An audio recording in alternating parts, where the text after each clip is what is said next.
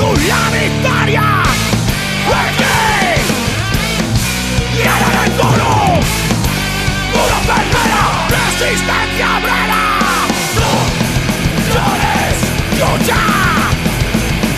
No llores, resiste.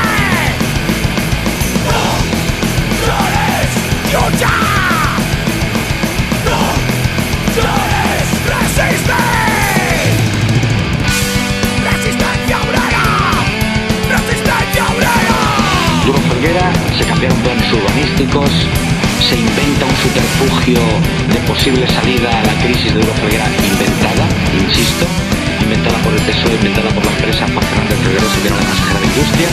Se traen a unos supuestos empresarios que eran unos chatarreros y se les daba el 45% a fondo perdido de 15.000 millones de pelas.